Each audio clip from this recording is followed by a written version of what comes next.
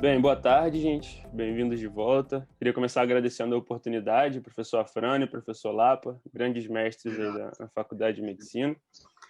Bem, meu nome é Pedro, eu sou aluno da Faculdade de Medicina do 8º período e aluno de iniciação científica no Laboratório de Micobacteriologia Molecular, aluno do professor Afrânio e da professora Elisângela, orientado por eles.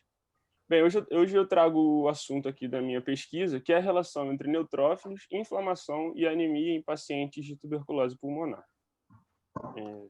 Sim, beleza. Contextualizando um pouquinho aqui, a tuberculose ela ainda está entre as principais doenças negligenciadas globalmente. Em 2019, 10 milhões de pessoas desenvolveram TB no mundo, e trazendo um pouco mais para o nosso contexto de Brasil, nossa nação continua entre os 30 países de maior carga de TB globalmente. E o estado do Rio de Janeiro não apresenta um panorama muito melhor que isso, ele está entre os piores cenários epidemiológicos do país.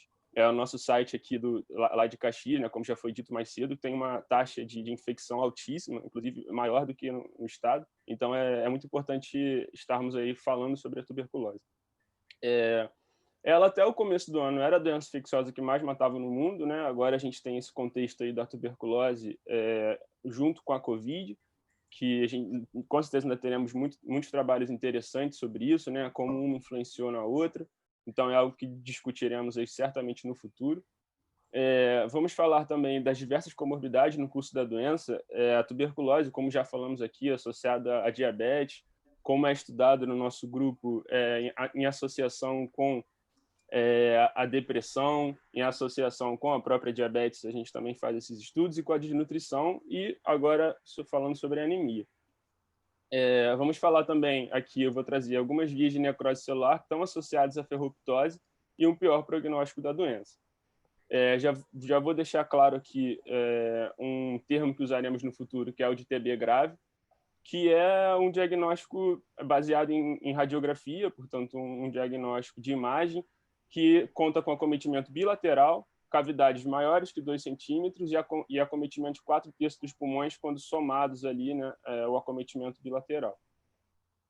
Dentre os nossos objetivos está analisar se há então essa relação entre anemia e um pior prognóstico de TB, analisar os níveis séricos de neutrófilo, linfócito, ferritina, ferro e os principais marcadores inflamatórios nesses pacientes, tentar relacionar, portanto, esses dados, né, e relacionar também com o seu prognóstico, e também relacionar, portanto, o dano tecidual, baseado nessa nomenclatura de TB severa, e os dados de anemia e inflamação.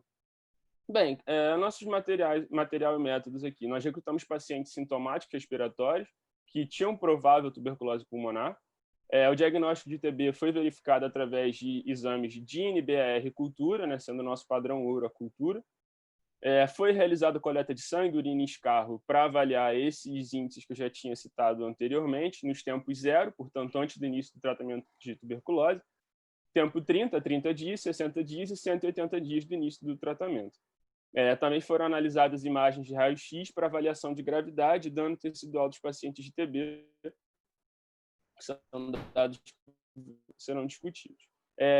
Para critério de anemia, nós utilizamos em homens hemoglobina menor ou igual a 14 e mulheres 12, que é usado na literatura internacional. Aí as nossas análises baseadas em teste e foi usado o software do GraphPad Prism. Apareceu aqui que minha internet está instável, não sei como é que está para vocês aí, mas qualquer coisa avisa. A nossa população, então, ela conta com um N total de 316 participantes, sendo desses 316, 152 pacientes de tuberculose positivo e 164, portanto, sintomáticos respiratórios. Como a gente vê na epidemiologia global e da tuberculose, tá maior, a gente vê mais homens, né, nas nossas coortes, 62%, portanto, são homens. Etnia também negros, aproximadamente 30% são negros e aproximadamente 50%, um pouco mais de 50%, latino-hispânicos, o que também está dentro do que a gente vê em outros trabalhos. A idade média de 44 anos e o IMC de 23,5, sendo o mais baixo ali de nutrição de 14,3 e o mais alto, né, de 35,6, que já seria um índice de obesidade, se não me engano, 2.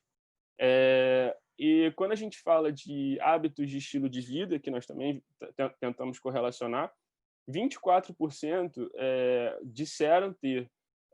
disseram fazer uso crônico do álcool, portanto, o alcoolismo crônico, e ter uma história já longa de tabagismo, né? Esses números podem ser subestimados, principalmente o de uso de drogas ilícitas, que aparece em 12,3%, mas nós sabemos que esse é um dificultador tanto de adesão do tratamento, né, quanto portanto, do próprio prognóstico, né?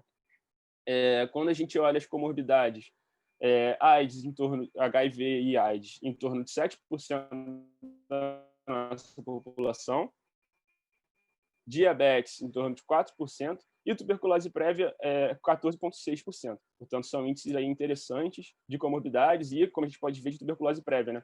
É bem legal poder verificar isso. Então, quando nós verificamos o raio-x de tórax desses pacientes no tempo zero, portanto, antes do tratamento, 62,5% deles, portanto, 95%, foram classificados em TB severa. Então, tinha aqueles critérios lá que eu citei anteriormente, né? De 4/3 dos pulmões bilateralmente atingidos e cavidade maior que 2 centímetros.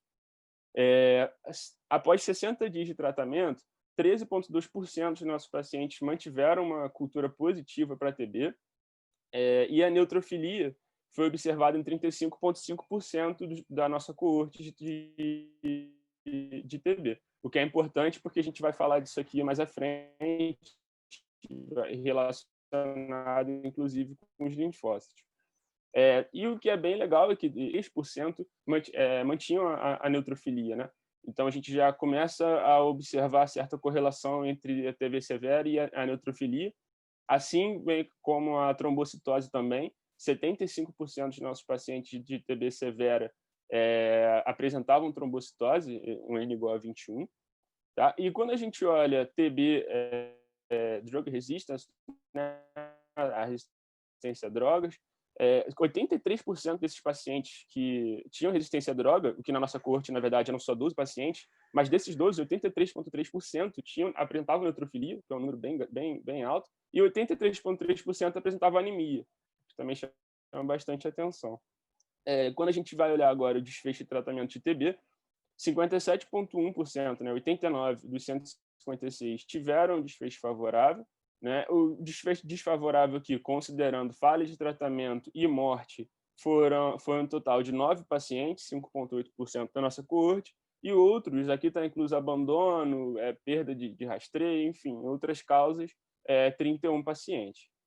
Dentre esses pacientes, então, que tiveram desfecho desfavorável, 77,8% apresentavam neutrofilia no decorrer do acompanhamento, 44% trombocitose e 89% apresentavam anemia, tá? O que é bem interessante aí para a gente.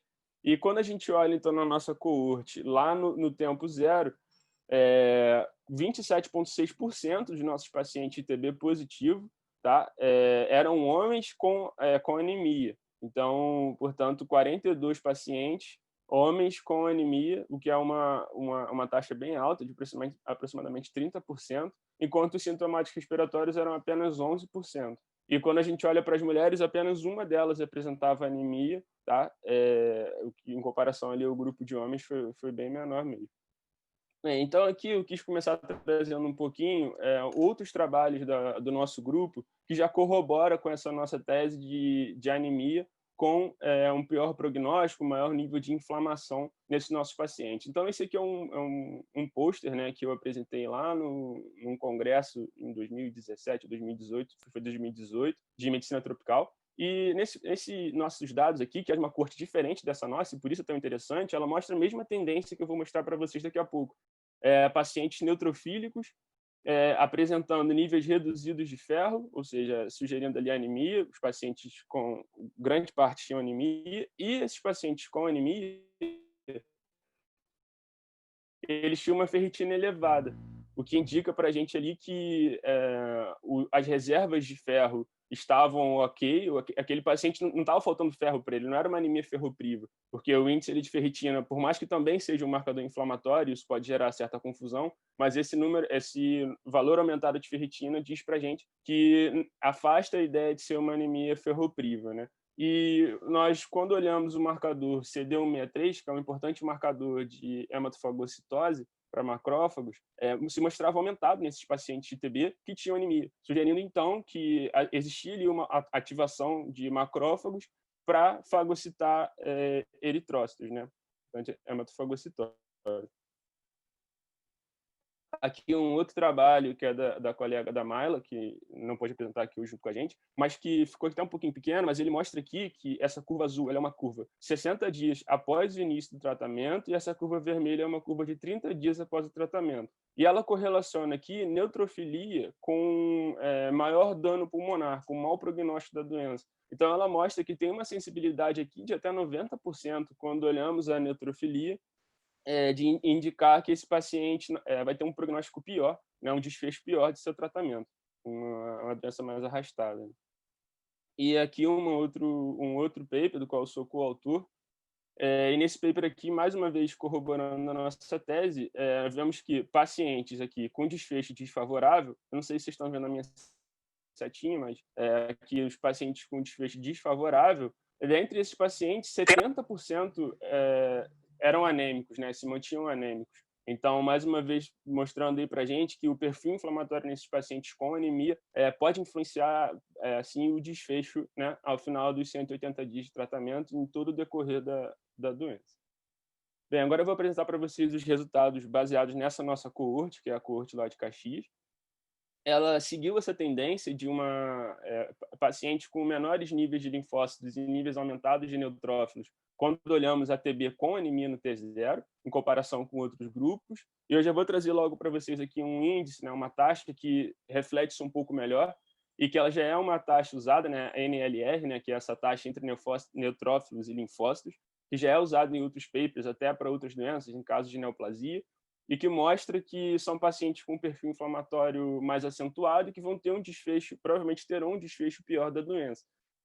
E quando a gente olha aqui, então, esses pacientes na TB com anemia, eles se mantêm o mais alto no tempo zero, quando comparado com os grupos de TB sem anemia, e a gente vê que ao longo do tratamento a tendência é que esse perfil reduza e se mantenha um pouco mais equivalente, mais fisiológico ali entre os doentes até o T180, perdendo até assim, no início a gente tem um P bem legal, menor que 0,001, mostrando que realmente existe essa diferença, essa significância. E ao longo do tratamento a gente vai tornando isso um pouco mais igual, o que mostra que o tratamento está influenciando no perfil inflamatório desses pacientes. Aqui olhando mais diretamente, portanto, para a anemia, né, os níveis de ferro sérico e de ferritina, aquilo que eu já tinha citado anteriormente, a ferritina ela é vista como, digamos, um estoque de ferro, né? Então, se fosse uma anemia ferropriva, a gente esperaria ver a ferritina ali reduzida, acompanhando uma redução dos níveis de ferro. E não é o que a gente vê aqui. A gente vê o contrário, o nível de ferritina aumentado, que sugere para a gente, né, na clínica, que esse paciente não tem deficiência de ferro. E aí sim aponta um pouco mais para anemia de doença crônica, né, inflamatória. Aqui, comparando nos tempos todos, até o T180, vou passar aqui um pouquinho mais rapidinho. Os nossos resultados para os outros marcadores de inflamação, todos seguem essa mesma linha, tá? De pacientes com anemia no T0, são pacientes realmente mais inflamados. Todos os índices mostraram isso para a gente com uma significância bem interessante. Aqui eu separei entre os tempos, para a gente ver que isso, com o passar do estudo e com o tratamento, a tendência é que esse índice de inflamação vai reduzindo para cada um deles. A gente vê a mesma coisa aqui no VHS. Estou passando um pouquinho rapidinho porque o tempo é curto, mas a gente vê que tem uma significância legal desde o T0 aqui, tá? Com um P bem baixo, e mostrando que realmente esses pacientes têm um padrão inflamatório mais elevado. Aqui a gente também, vou colocar no futuro, porque isso ainda não está pronto ainda, mas é a análise daqueles pacientes de TB severa, que eu vou ficar devendo para vocês agora, mas que é um dado bem interessante também, mostrando que os pacientes de anemia na TB severa também tendem a ter, além desse índice de inflamação mais alto, também tendem a ter uma doença mais arrastada. Aqui eu queria trazer para vocês essa literatura, esse artigo que é de 2019, e que ele linka níveis de ferro, tá? Níveis aumentados de ferro, e a ferroptose, né? Que é um tipo de apoptose, digamos que regulada pelo nível de ferro sérico, quando dá infecção por MTB, né? Quando nós temos a decorrência da infecção por MTB. E esse estudo aqui ele foi feito com camundongos, e foi visto que camundongos que tinham um nível de ferro mais alto, eles eles no início da doença tinham um nível de ferro sérico mais alto, no quarto dia da doença eles tinham maior dano pulmonar, né? Aqui a gente está vendo a representação de um macrófago e no fagossoma desse macrófago tem a MTB, e aí se indagou que então, portanto, a MTB seria, ela depois de fagocitada, seria importante para poder gerar alterações genéticas que provocariam alteração no maquinário celular para aumento desse aporte de ferro intracelular e sérico, e isso seria algo útil para essa ferroptose. Então, esse autor, ele inibiu, através da ferrostatina 1, ele inibiu a ferroptose. A ferrostatina é um conhecido agente inibidor da ferroptose. E quando ele realizou essa inibição e comparou com outro grupo de camundongos na qual ele não aplicou a ferrostatina, ele viu que esses camundongos não só tinham uma redução da quantidade de micobactéria no quarto dia, mas também tinham menor dano pulmonar. Então, agora eu trago um outro slide para tentar trazer isso para o corpo humano. Quando a MTB começa, né, ali o seu ciclo de infecção, o corpo responde com certas citocinas, dentre elas a IL-6, que é uma das principais não só de ativação de neutrófilo, mas também que conversa ali com a epsidina, que é uma importante molécula de regulação do ferro no nosso organismo, tá? Do metabolismo de ferro. Então, quando da infecção da MTB, o corpo começa uma luta pelo ferro, né?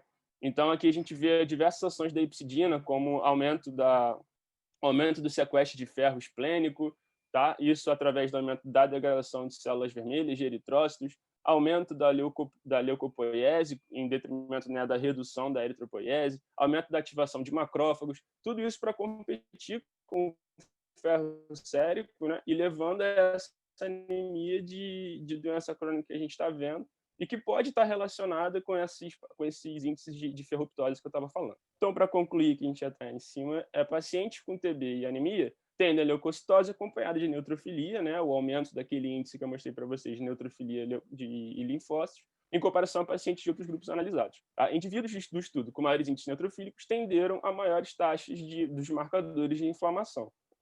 E também pacientes que apresentam a redução do ferro sérico, só que sem a redução de ferritina, o que sugere para a gente anemia de inflamação crônica. E os pacientes se apresentam melhora no quadro de anemia dos principais marcadores inflamatórios ao longo do tratamento anti-TB, né? O que sugere para a gente que não é porque aquele paciente era anêmico, né, e contraiu tuberculose. Isso aqui está sugerindo para a gente que o paciente desenvolve a anemia de doença crônica quando se infecta pela tuberculose, desenvolve a doença, e ao longo do tratamento ele tende a reduzir esse padrão. Os comentários finais aqui. A evolução da anemia, ela pode ser útil como um marcador de prognóstico de tratamento anti-TB e do dano pulmonar, então talvez seja interessante que no futuro a gente já consiga marcar pacientes, né, baseado na sua taxa de neutrófilos por linfócitos, talvez outros marcadores, a própria anemia, a ferritina, o ferro, por que não, né? A gente já, de repente, viu que aquele paciente é um potencial paciente com prognóstico ruim e, de repente, já designar alguma equipe da PSF, né, de saúde da família, para ficar mais atento àquele cara, não deixar ele evadir do tratamento, seria bem interessante. Né? Aqui também a sugestão de possíveis novos biomarcadores para evolução na TB. A gente vai estudar a epsidina no futuro, que pode ser um alvo interessante, mas também a ferritina, a proteína C, como eu já tinha dito. E, como sempre, tentar entender melhor, né, os mecanismos da tuberculose que geram tantas comorbidades ao nosso doente, né? Quase precisa de uma junta médica para ver um doente de tuberculose com tudo isso. Então, os próximos passos é estudar a hepsidina, né? Eu citei muito rapidamente a hepsidina aqui, mas a gente já está em vias de começar os estudos com ELISA para dosar a hepsidina nesses pacientes, tentar correlacionar com o pior prognóstico e com a anemia. Avaliar, portanto, os exames de imagem e correlacionar tanto com a anemia quanto com o pior prognóstico, seriam aqueles pacientes de TB severa, que eu fiquei devendo aqui as análises, novos testes moleculares, como o próprio ELISA da hepsidina, para tentar compreender melhor a relação entre as comorbidades observadas nessa doença.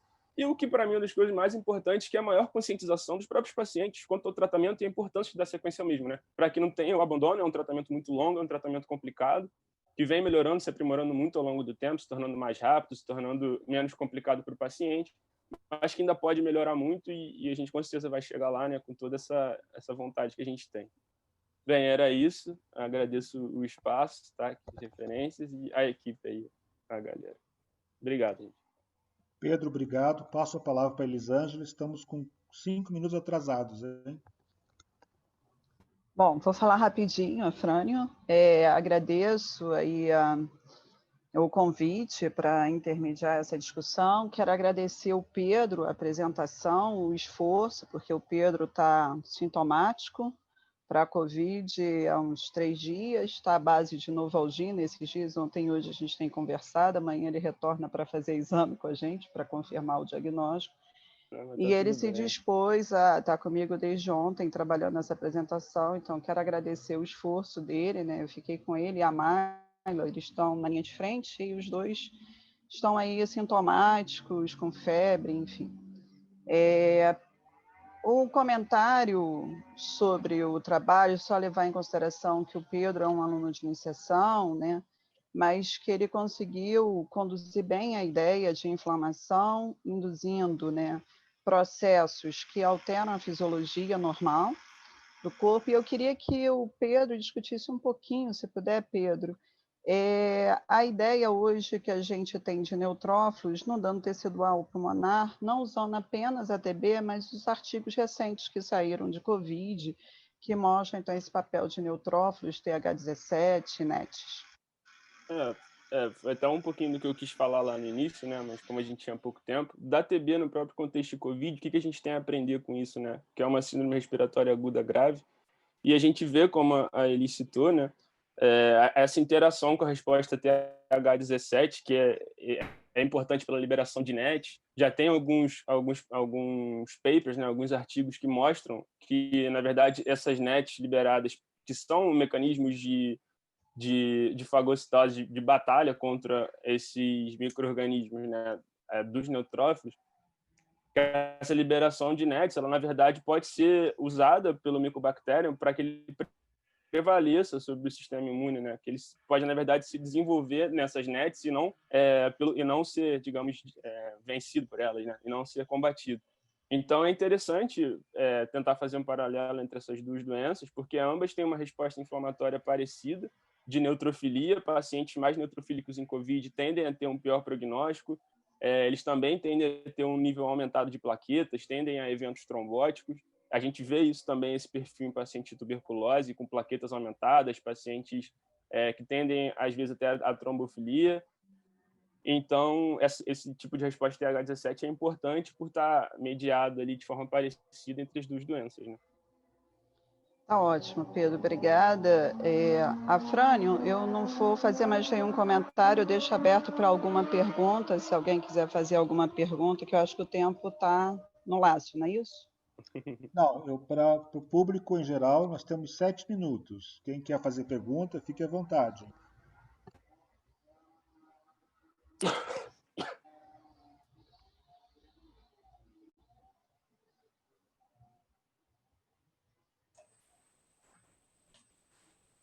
Oi, Pedro, tudo bom? Essa professora Helena de Campos, eu quero perguntar. Você falou que alguns pacientes estavam com tuberculose causada pela bactérias multidroga resistente, ou droga resistente. Uhum. Estes pacientes apresentaram até maior nitrofilia e anemia? Sim ou não?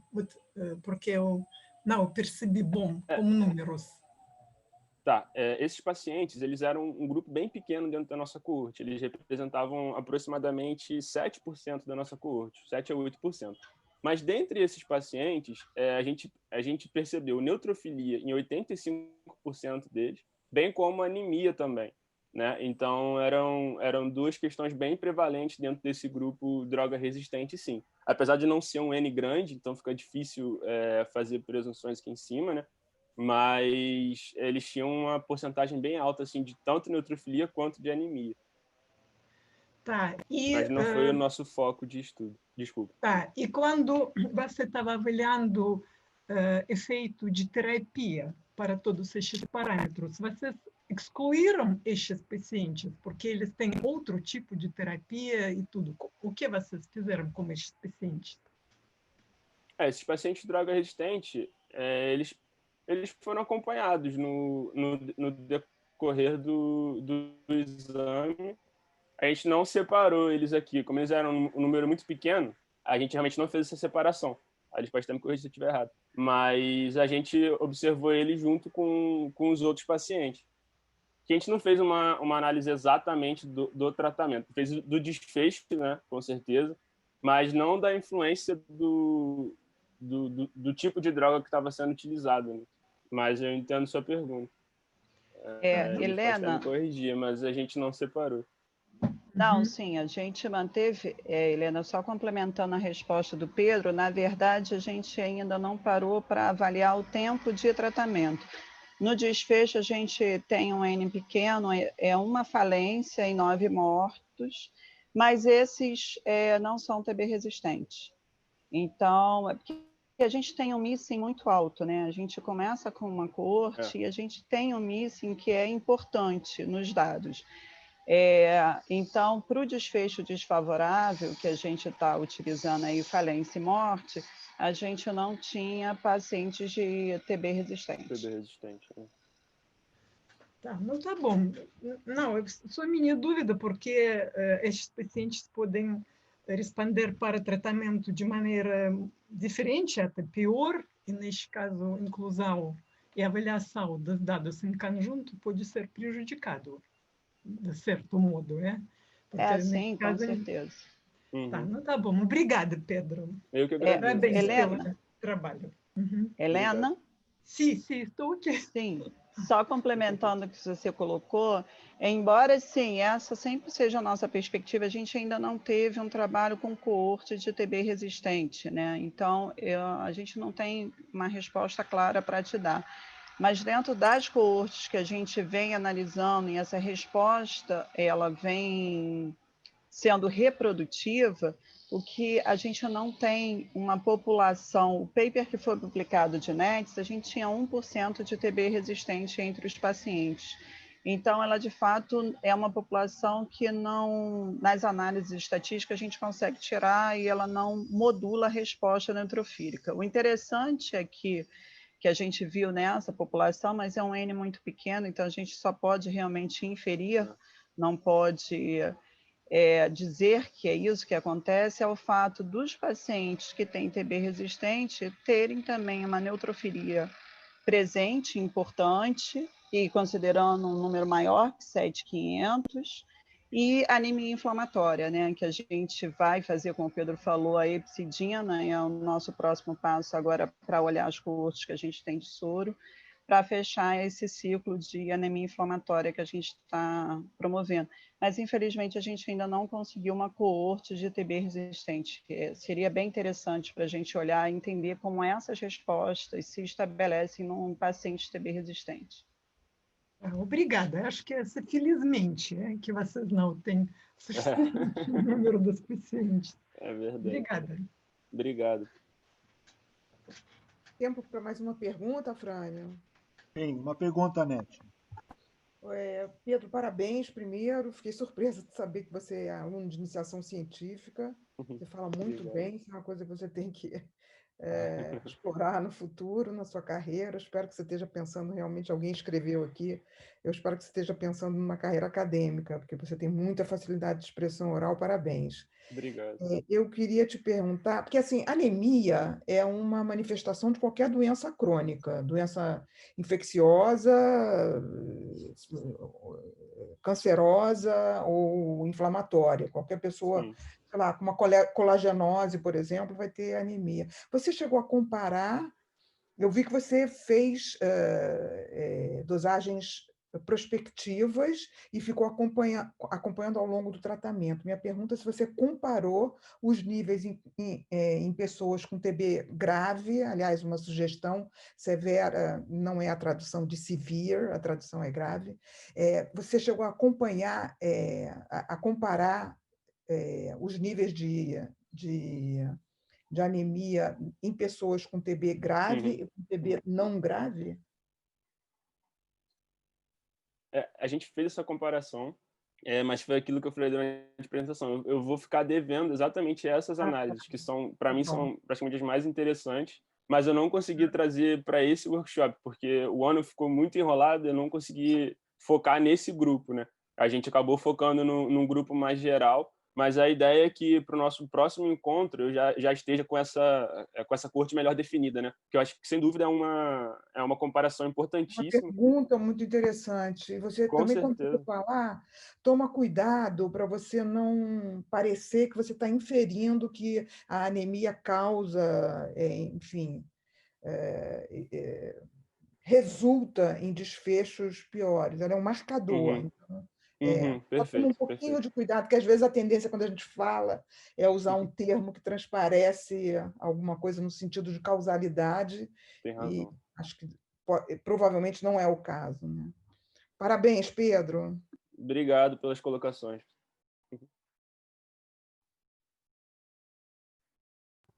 Bom, Pedro, Elisângela, obrigado. São 2h30. Obrigado.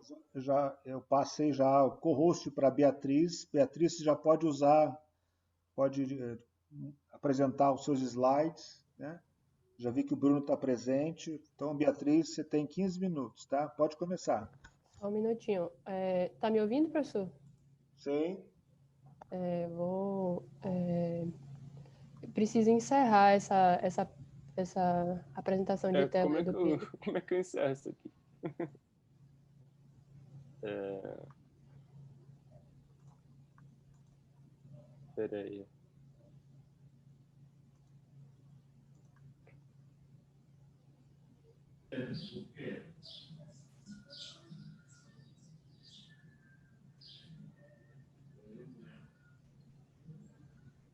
Ah, achei. Pronto.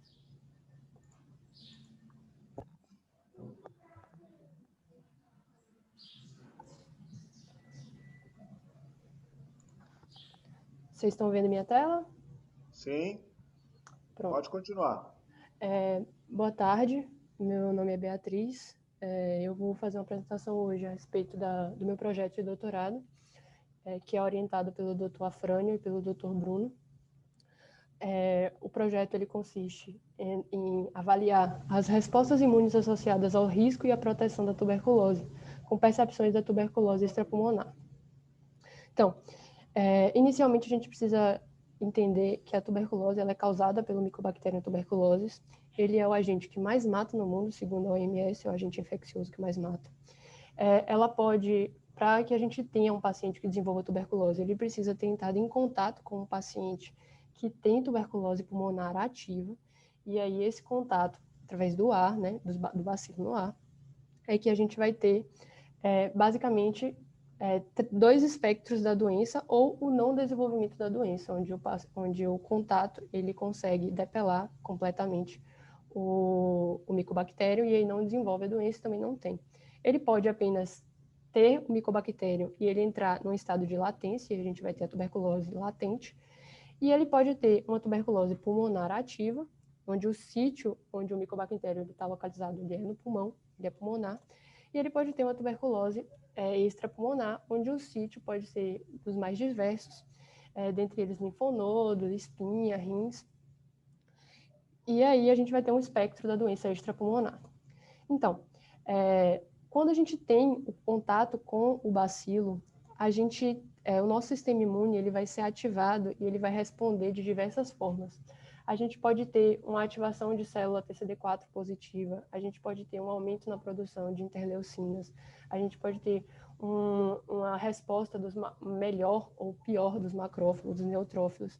E isso é que vai fazer com que a gente tenha um combate mais efetivo ou menos efetivo do micobactério, e isso vai estar diretamente ligado ao nosso espectro de doença que vai ser apresentado se for desenvolvida alguma doença. Isso é basicamente o nosso alvo de estudo. E a gente precisa entender o que é a tuberculose no mundo para entender a importância desse estudo. Então, aproximadamente 1/4 da população mundial está infectada pelo Mycobacterium tuberculose, mas de 5 a 15% dessa população vai desenvolver a doença. O custo, o ônus mundial da tuberculose entre os anos de 2000 e 2015, foi de aproximadamente 606 bilhões de dólares, e a gente tem aproximadamente 1,5 milhões de mortes por ano por tuberculose. Quando a gente fala de Brasil, a gente já está falando de mais ou menos 70 mil casos ano. Em 2018 foram reportados 70 mil casos, mais de 70 mil casos. Desde 70 mil casos, 87% deles eram de tuberculose pulmonar. E a gente teve um ônus em 2019 de 38 milhões de reais. E aproximadamente 4.500 óbitos foram reportados no ano de 2019 no Brasil. O que é interessante é que cerca de 11% desses pacientes, no momento do diagnóstico, eles dizem que já sabem que eram HIV positivo, que tinham status de HIV positivo. Então, a gente tem uma comorbidade que ela é muito interessante, que ela interfere diretamente nos nossos desfechos e no comportamento da doença no geral. Então, diante disso, o que é que a gente decidiu avaliar?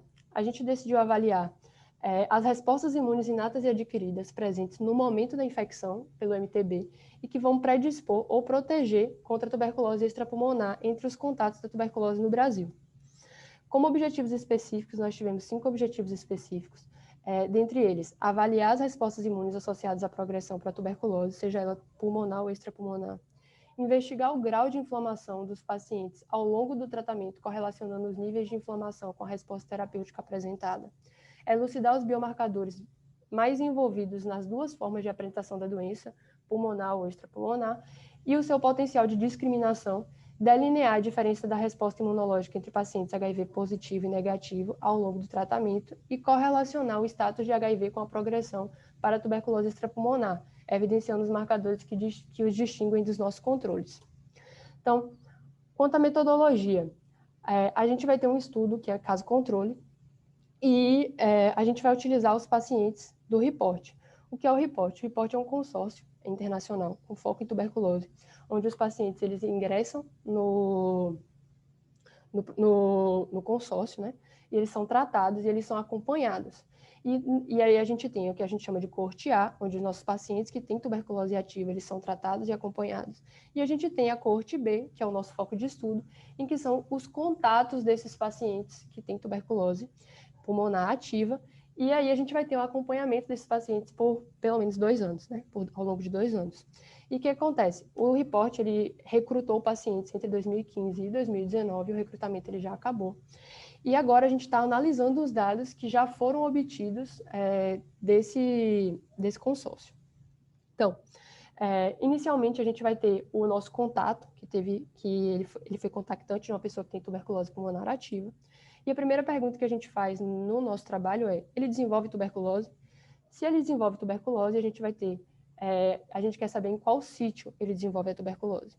E aí a gente vai ver o sítio pulmonar e o sítio extrapulmonar, independente de qual seja. E a gente quer saber se ele tem HIV ou não. Então, a gente vai ter os HIVs positivos e os HIVs negativos. Se ele não desenvolve tuberculose, a gente quer saber se ele é IGRA positivo ou IGRA negativo. E além de saber se ele é IGRA positivo ou negativo, a gente precisa saber o status de HIV desse paciente, se é positivo ou negativo.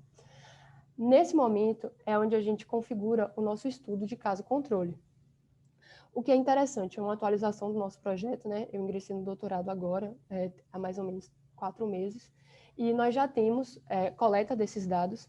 O nosso grupo de tuberculose pulmonar, a gente já tem aproximadamente 80% dos dados coletados. O nosso grupo de tuberculose extrapulmonar, nós já temos 30% dos dados coletados.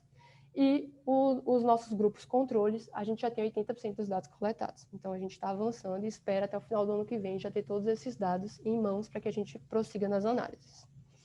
Além disso, a gente vai avaliar parâmetros clínicos, radiológicos, laboratoriais, epidemiológicos, bioquímicos e celulares. De que forma? Os três primeiros itens que foram citados, eles são avaliados através dos dados que o consórcio ele adquire ao longo do processo. E os 2 últimos, que são os bioquímicos e celulares, serão avaliados por nós. Então, a gente vai pegar as amostras de sangue que são retiradas desses pacientes, vai obter PBMC. O sobrenadante ele vai ser usado para um Luminex, para a gente ver a quantidade de quimiocina e citocina que vai ter ali.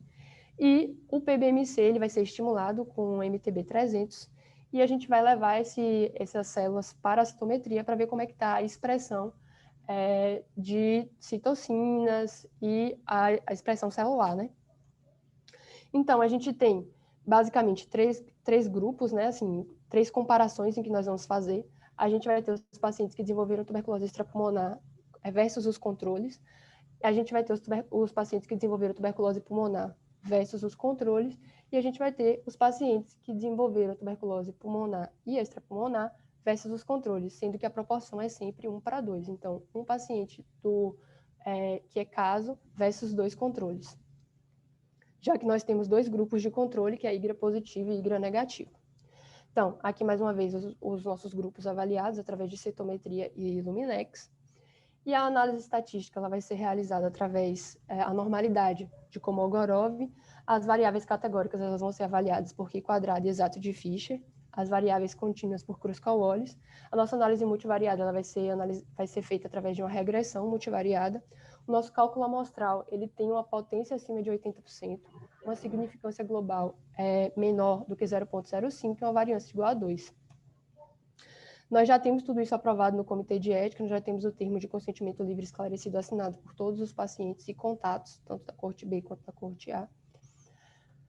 E nós vamos para resultados. Além do andamento da coleta de dados, da coleta dos dados que já foi citado, a gente já teve algumas investigações que foram realizadas ao longo do processo. Então, a primeira delas foi esse artigo que já foi publicado ano passado no CID, que ele basicamente mostra a expressão diferencial de marcadores de ativação por células TCD4 positivas específicas para o Mycobacterium tuberculose, distinguindo 3 tipos de tuberculose, a extrapulmonar, de pulmonar, de latente.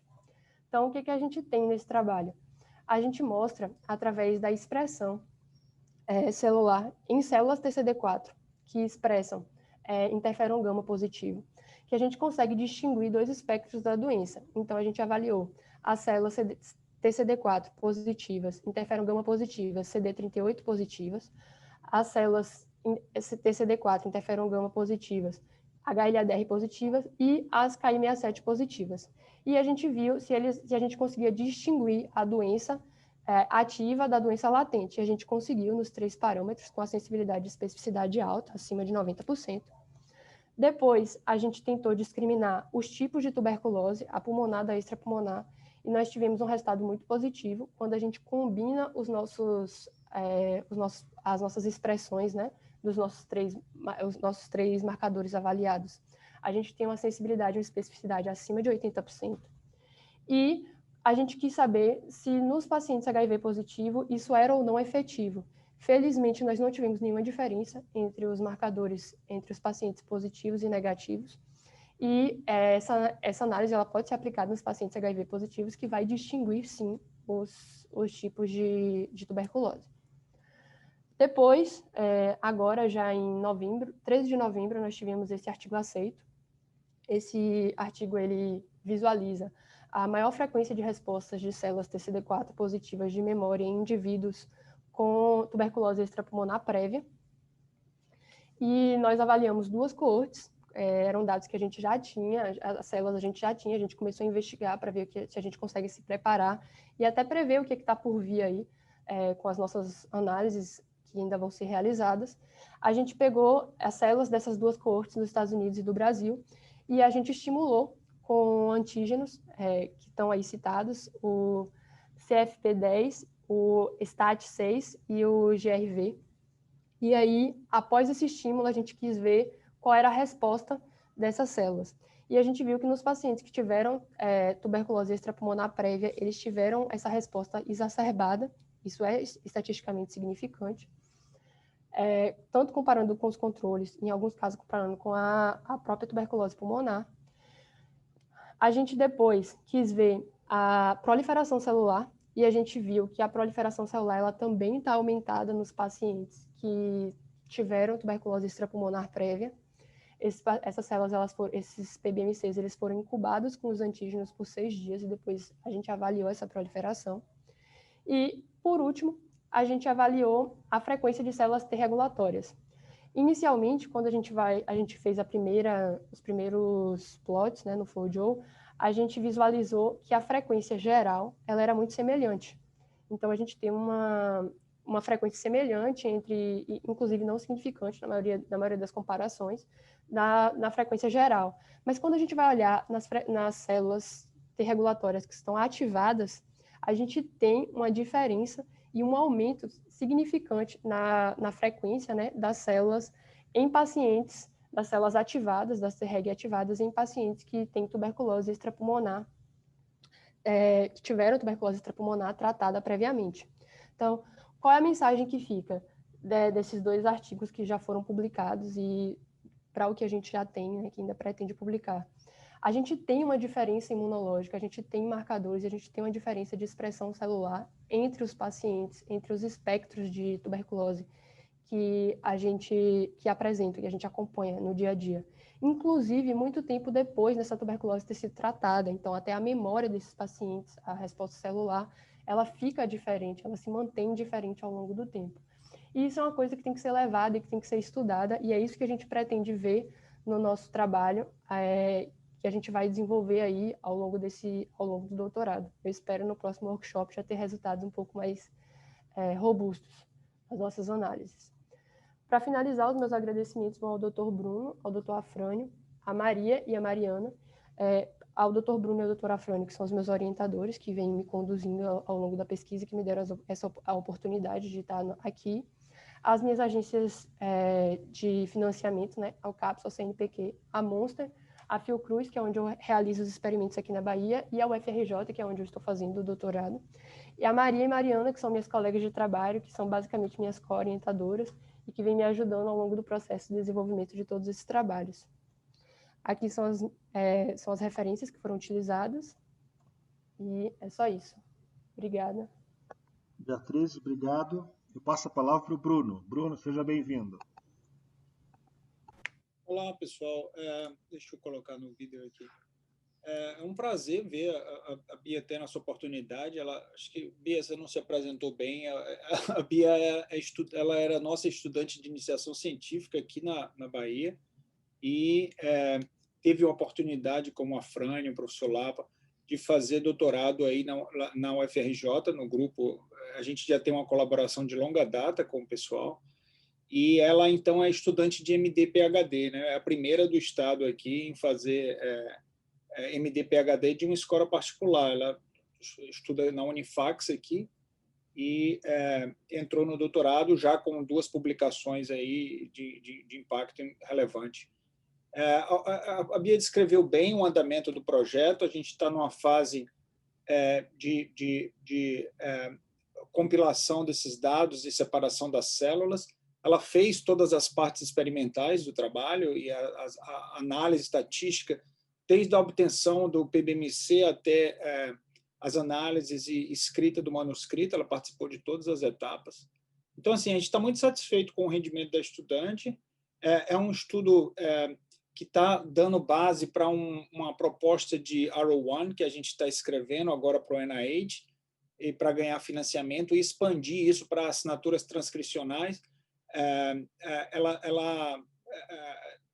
A a gente também não falou isso de maneira clara, mas o próximo passo que Bia vai estar fazendo, ela nesse R01, ela está comparando respostas no sangue com o local da doença, seja ela pelo lavado alveolar, broncoalveolar, ou aspirados de linfonodo.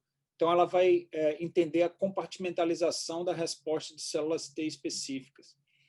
E teve todo um treinamento de citometria de fluxo. A gente está com uma máquina nova aqui, a gente está muito empolgado com essa máquina nova que roda 33 parâmetros, 60, pode ir até 60 parâmetros e fazer sorting de 6 células, tipos celulares simultaneamente. Então, a Beatriz está doida para colocar a mão nisso daí e a gente começar esse projeto que deve estar começando em cima do doutorado dela no ano que vem. Mas é isso aí. Aí eu estou aqui para responder questões que vocês tenham. Bruno, obrigado. Eu abro para o público. Alguém tem perguntas? Fran, eu queria fazer uma pergunta para a Bia. Siga em frente. Bia, parabéns pela apresentação, pelo trabalho, por tudo que você já fez numa fase tão inicial do doutorado. Mas, assim, não sei se eu entendi corretamente, mas você mostra nos pacientes com formas extrapulmonares uma maior proliferação celular. A minha pergunta é o seguinte: vocês estão avaliando tipos de manifestação assim, extrapulmonar diferentes? Porque, por exemplo, isso a gente via até no início mesmo dos primeiros casos de AIDS, que você não tinha tratamento antirretroviral, que os pacientes que faziam forma ganglionares cervicais tinham uma evolução muito melhor, né, do que pacientes que faziam outras formas extrapulmonares mais graves, em particular a mais grave de todas, a meningite, ou formas disseminadas. Quer dizer, essa resposta varia porque tem alguns trabalhos que mostram, eu acho interessantíssimo, porque que há um tropismo, algumas cepas de MTB têm tropismos diferentes por alguns órgãos, né? Mas, por outro lado, também tem a questão do hospedeiro, né? Que vocês estão avaliando, inclusive com estudos de polimorfismo, por exemplo, os indianos, asiáticos, fazem muito mais formas extrapulmonares linfonodais, né? Então, assim, vocês estão avaliando um pouco que forma extrapulmonar é essa que tem esse tipo de resposta, né? Porque eu não sei se isso vocês vão ter até com uma amostra que, pelo caso que você mostrou ali, talvez não seja tão grande para conseguir separar em subgrupos. Eu queria que você comentasse um pouquinho. Então, nesse trabalho que a gente acabou de publicar na Frontiers, a gente tinha 2 coortes, né? Uma coorte era brasileira e a outra coorte era dos Estados Unidos. Na coorte brasileira, todos os pacientes que tinham tuberculose extrapulmonar, a tuberculose foi em linfonodos, então, assim, era tuberculose ganglionar. E na coorte americana, a gente não tem esse resultado. A gente não tem essa especificação. Mas como a gente teve respostas muito semelhantes, inclusive comparáveis entre os 2 grupos, a gente acredita que esse não tenha sido isso não tenha sido problema na hora de comparar as 2 coortes. Agora, com esse nosso trabalho, o maior, né, o do doutorado, o ampliado, a gente espera ter uma quantidade, um N maior, né, como eu mostrei para vocês, e esse N a gente vai poder, caso a gente realmente consiga amostras viáveis de pacientes com um espectro de doença diferente, diferenciar exatamente a resposta entre os sítios. Mas, inicialmente, a gente não pretende diferenciar os tipos de resposta entre pacientes que tiveram tuberculose extrapulmonar, por exemplo, óssea de tuberculose extrapulmonar ganglionar, porque a gente não tem ainda informação do N disso. Nessa outra pesquisa, o nosso N não era grande, então a gente não tinha como fazer essa diferenciação. Entendi. Obrigada. Mais alguém que faz perguntas? Se der tempo, eu quero. Rapidinho. Temos 8 minutos. Pode ir em frente. Parabéns também, Beatriz. Fantástico trabalho e parabéns pela sua trajetória. Você é o típico exemplo de aluno que, para quem esse tipo de programa MD-PhD é adequado. Parabéns, super parabéns. Como vocês afastaram a tuberculose pulmonar naqueles que têm tuberculose extrapulmonar? Vocês induziram escarro, fizeram o exame de todo mundo? Porque o pessoal lá do Marcelo, de Manaus, tem mostrado que é muito frequente. Se você testa o escarro ou alguma amostra respiratória, ela é positiva mesmo em pessoas que se apresentam sem tosse, sem nenhum sintoma respiratório. Então, isso pode estar dando porque assim, os teus resultados mostram muito mais claramente uma diferença entre LTB e TB, né? E não tão acentuada a diferença entre TB pulmonar e extrapulmonar. Pode estar havendo uma interferência disso. É só uma sugestão para você, enfim, pensar e ver como que você consegue. Como é que vocês fizeram essa investigação do paciente com tuberculose extrapulmonar? Bom, então, você está falando do nosso trabalho do CID, certo? Em que a gente compara os Sim, tipos o primeiro, isso. Então, esses pacientes todos, eles são testados, né? A gente faz o smear desses pacientes e vê no sítio, né? A gente tem a tuberculose em um sítio extrapulmonar ou não. O que acontece? A gente pode realmente ter uma interferência, até porque a maioria desses pacientes, eles são HIV positivo, né? Então, a gente tem um viés aí de uma imunossupressão muito grande, porque a gente já sabe que pacientes que desenvolvem tuberculose extrapulmonar, eles têm normalmente uma imunodeficiência, independente de qual seja a causa, independente da causa ser do HIV, ou de ser gestante, de ser criança, a gente já tem esse viés, né? Então, que é um viés muito importante no nosso estudo. Mesmo a gente não identificando no smear a positividade, a gente não exclui a possibilidade desse paciente realmente ter as duas doenças, até porque ele teve o contato inicialmente pela via respiratória e depois ele teve um espectro da doença disseminada. Mas o que a gente consegue ver, o que eu acho que é importante desse trabalho, é que a gente ter um teste que é baseado no sangue, onde você pode, inicialmente, diferenciar tuberculose ativa de tuberculose latente e depois você ainda conseguir dizer o espectro dessa tuberculose, é uma coisa muito interessante, porque a gente não tem hoje um teste que seja capaz de fazer essa discriminação. E a nossa sensibilidade e especificidade está muito alta, então existe realmente uma diferença entre esses marcadores para o desenvolvimento de tuberculose extrapulmonar. Independente dele ter ou não a tuberculose pulmonar simultânea, a tuberculose extrapulmonar a gente consegue diferenciar. Então, é essa diferenciação, independente do status do HIV, que dá a importância do trabalho e não o confundimento entre os dois espectros da doença, entende? Uhum, uhum. Obrigada. Nada. Bruno, achei super interessante o fato de que vocês estão pensando em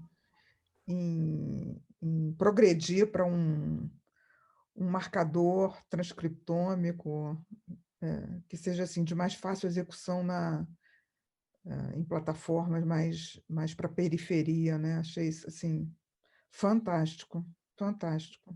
Anete, só completando, obrigado, Anete, pela crítica e o comentário. Foi importante, nos pacientes que a gente analisou aqui da coorte de Salvador, a gente fez exclusão de doença pulmonar por escarro, mas a gente não tinha feito o Gene Expert, né? Eu participei do trabalho do Marcelo, ajudando ele a analisar os dados, e concordo contigo, seria importante a gente fazer isso no R01. A gente tem os dados do reporte disso, então dá para fazer esse cruzamento aí, Bia.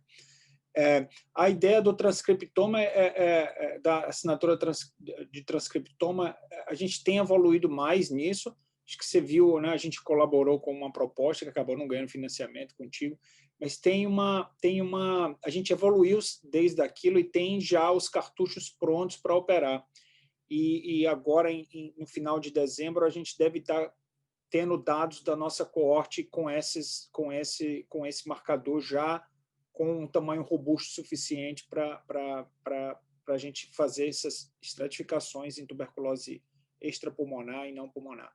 Porque uma das coisas interessantes que a Bia está avaliando é como é esse aspecto da resposta imunológica nos pacientes, nos contactantes que desenvolvem tuberculose clínica, né, pelo menos pulmonar ou extrapulmonar. Então, ela está querendo ver se tem alguma nuance, né, que diferencia a resposta imune nesse quesito. É um projeto de alto risco, ou seja, tem chance de a gente não ver nada, mas, como você viu ali, a gente tem maneiras de abordagem de dados para fazer uma descrição mais detalhada. Eu acho que a gente entende muito pouco das diferenças entre as formas clínicas do ponto de vista de ativação de célula T e tal. E uma coisa que a Bia não citou, e eu acabei me esquecendo também, é que a gente vai fazer o sequenciamento do TCR, né, do receptor de célula T. Então, a gente vai conseguir ver que tipo de linfócito está no sangue e que tipo de linfócito está no lavado broncoalveolar ou está no aspirado de linfonodo, para ver se existe uma migração diferencial ou um perfil de célula compartimentalizada aí que possa explicar algumas dessas diferenças. Parabéns. Mais alguém? Temos 2 minutos.